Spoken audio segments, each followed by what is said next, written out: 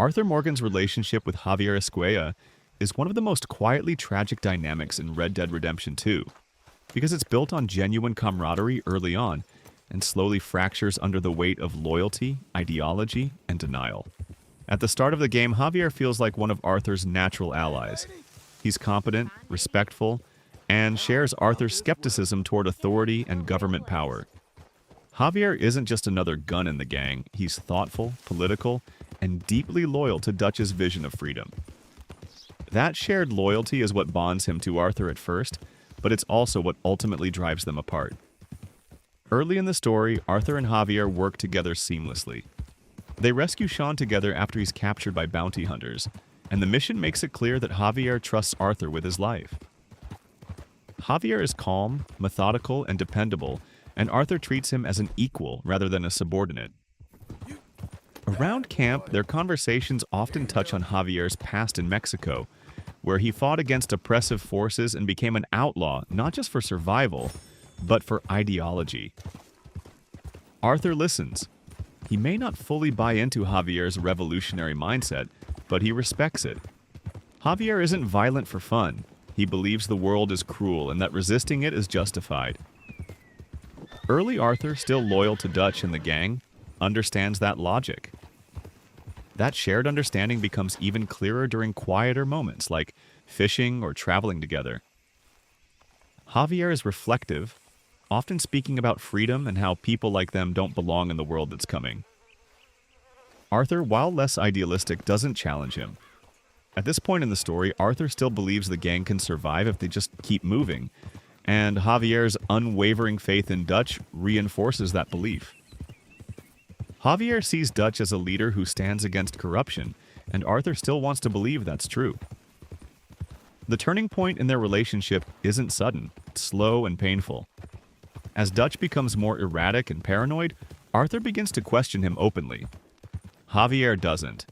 This is where the fracture begins. Javier's loyalty isn't blind stupidity, it's ideological commitment. To Javier, Dutch represents resistance against a system that crushed people like him back in Mexico. Questioning Dutch feels like betraying a cause, not just a man. Arthur, on the other hand, starts seeing the cost of that loyalty. Innocent people hurt, gang members dying, and moral lines being crossed with no justification left. Guarma is a critical moment for both men. Stranded in a foreign land, fighting in another revolution, Javier is almost in his element. He understands this kind of conflict, this fight against colonial power. Arthur, however, sees Guarma as pointless suffering layered on top of an already doomed life. The contrast matters. Javier interprets chaos as proof that the world must be fought. Arthur interprets it as proof that their way of life is destroying everything it touches. They're still fighting side by side, but they're no longer fighting for the same reasons. By the time the gang returns and things begin to collapse, the tension between Arthur and Javier is palpable. Arthur tries to warn people. He urges caution, escape, change. Javier hears those words as weakness or worse, betrayal. He isn't cruel about it. He's conflicted. You can hear it in his voice. Javier doesn't hate Arthur. He just can't accept Arthur's doubts without unraveling his entire belief system. If Dutch is wrong, then everything Javier sacrificed his life for loses meaning. The final confrontation at Beaver Hollow is where their relationship quietly breaks for good. When Arthur and John stand against Dutch and Micah, Javier chooses Dutch, but the way he does it matters. He raises his gun, but he doesn't aim directly at Arthur. He points it upward, unable to fully commit to killing someone who was once a brother to him. That single gesture says everything. Javier is choosing ideology over friendship, but it's tearing him apart. Arthur understands this. He doesn't beg Javier. He doesn't insult him. He just looks at him with disappointment, not anger. Arthur has already accepted that some people can't be saved from their beliefs. What makes this relationship so powerful is that neither man is portrayed as a villain in their conflict.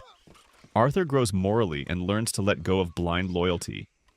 Javier cannot. And that failure doesn't come from malice. It comes from fear. Fear of admitting that Dutch failed. Fear that the world Arthur is trying to move toward has no place for people like him. In Red Dead Redemption, we know where that path leads Javier. Back into revolution, exile, and eventually death. Arthur never sees that ending, but the seeds are already planted.